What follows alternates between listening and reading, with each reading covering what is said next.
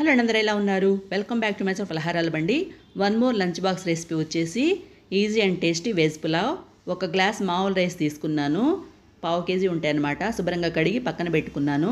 దాని ప్లేస్లో మీరు బాస్మతి రైస్ తీసుకోవచ్చు. నేనైతే బాస్మతి రైస్ ప్రిఫర్ చేయను, లంచ్ బాక్స్లోకి పిల్లలు పంపిస్తాం కాబట్టి. అది మధ్యాహ్నానికి ఏంటంటే బిరుసు అయినట్టు అయిపోతుంది. మీకు అలా ప్రాబ్లం లేదనుకుంటే మీరు బాస్మతి రైస్ తీసుకోవచ్చు. కుక్కర్లో 2 టేబుల్ స్పూన్స్ నూనె వేసి కాగిన తర్వాత 1 స్పూన్ జీలకర్ర, మసాలా దినుసులు, పావు టీ స్పూన్ అల్లం వెల్లుల్లి పేస్ట్ వేసి పచ్చివాసన పోయేంత వరకు వేయించుకోవాలి. కొంచెం ఎక్కువ తినేవాళ్ళైతే ఇంకొక పావు టీ స్పూన్ వేసుకోవచ్చు.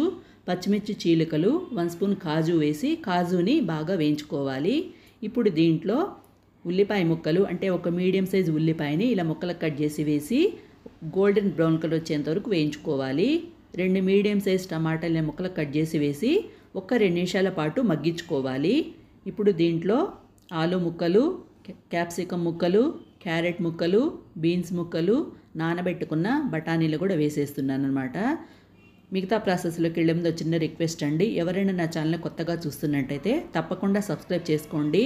మరిన్ని మంచి మంచి వీడియోస్ చేస్తాను, నచ్చితే లైక్ అయితే ఇవ్వండి. ఇప్పుడు దీంట్లో 1 స్పూన్ పసుపు, ముక్కలు తగినంత సాల్ట్ మాత్రమే ఇప్పుడు వేస్తున్నాను. సాల్ట్ వేయడం వల్ల తొందరగా వేగిపోతాయి అన్నమాట, ముక్కలు అనేవి ఉడుకుతాయి. ఇప్పుడు ఈ ముక్కల్ని 80% మాత్రమే కుక్ చేసుకుంటే సరిపోతుంది, 100% వద్దు.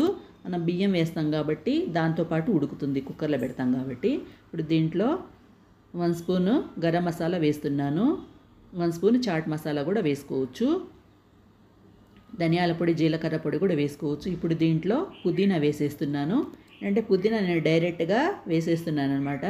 మీకు అలా వద్దనుకుంటే పుదీనాని మిక్సీ పెట్టి అది వేసేసుకోండి. ఇప్పుడు మన నానబెట్టుకున్న బియ్యాన్ని కూడా వేసేసి ఒకసారి బాగా మిక్స్ చేసేసుకుందాము, బియ్యము ముక్కలు కలిసేట్టుగా. ఇప్పుడు ఏ గ్లాస్ అయితే మనం బియ్యం తీసుకున్నామో అదే గ్లాస్తో 2 గ్లాసుల వాటర్ పోయాలి. బాస్మతి రైస్ అయితే 1.5 గ్లాస్ తీసుకుంటే సరిపోతుంది వాటర్. ఒక గ్లాస్కి 1.5 గ్లాసు.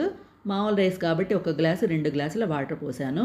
ఇప్పుడు బియ్యాన్ని తగినంత సాల్ట్ వేసేసి మూత పెట్టేసి ఒక 3 విజిల్స్ రానివ్వండి. 3 విజిల్స్ వచ్చిన తర్వాత మూత తీసి చూసి కొత్తిమీరతో గార్నిష్ చేసుకుంటే ఎంతో టేస్టీగా ఉండే veg pulao ready. Thank you for watching.